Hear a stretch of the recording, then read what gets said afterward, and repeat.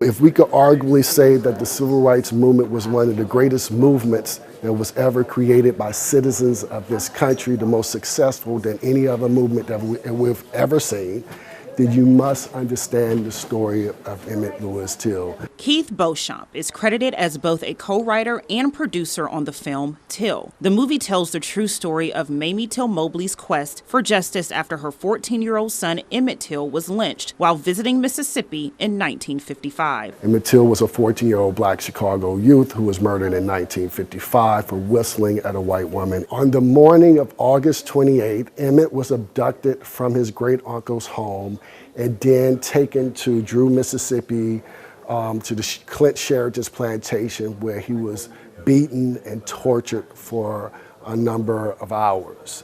And after that, the men decided that they would kill him.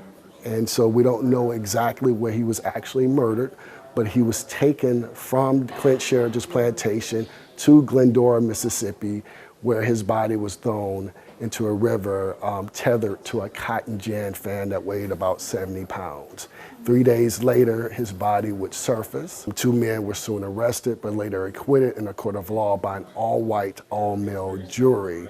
And of course, like his mother and others would say, he became the sacrificial lamb of the American Civil Rights Movement. And it's through his story, it's through his death, that we were able to see racial progression in this country. According to Beauchamp, the actions that Mamie Till Mobley took after her son's murder had a profound impact on the American Civil Rights Movement. She had done something that has never been heard before. She had an open casket funeral so the world could see what happened to her son. And it's because of this decision, it woke a sleeping generation to the ills of injustice that we have been faced with in this country.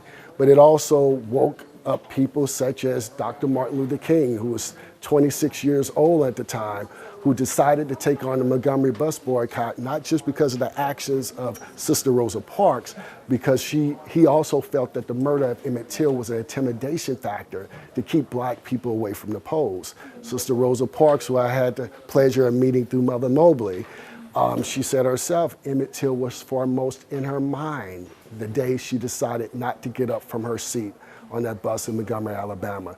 So as you can see, if not for the murder of Emmett Till, we may have had a civil rights movement, but I don't think it would have been as powerful as we were able to see it.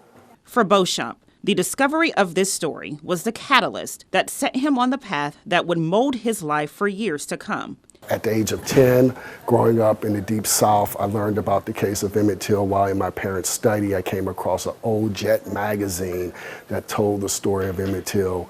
And because of that, it changed my life tremendously. It became an educational tool to teach me about the racism that exists in this country today. As a child, Beauchamp's parents would use Till's story as a cautionary tale. When I got into high school, I was interracially dating, and the first thing my parents would tell me before I left the house at night was, don't let what happened to Emmett Till happen to you. But it wasn't until 2 weeks before my high school graduation where I had my real run-in with racism, and that was when I was assaulted by an undercover police officer for dancing with a white classmate of mine.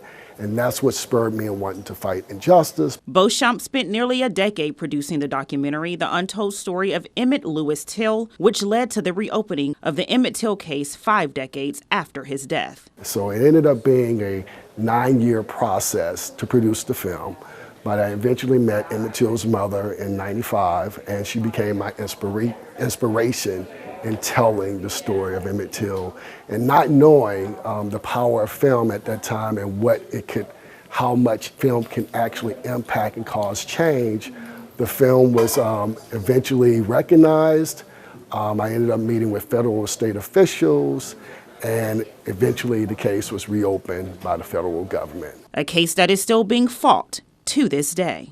In recent months, there's been a lot of news about Emmett Till, from the finding of an outstanding warrant on Carolyn Bryant Dunham to the recent grand jury decision to not indict her. And so, you know, this is a living and breathing animal, that I call it, because we must continue to fight until we bring all of those who were a participant in the kidnapping and murder of Emmett Lewis Till forward. Although he has traveled the country sharing Emmett Till's story, Beauchamp believes there is still much work to be done on race relations in America. How have things progressed in terms of racism in this country?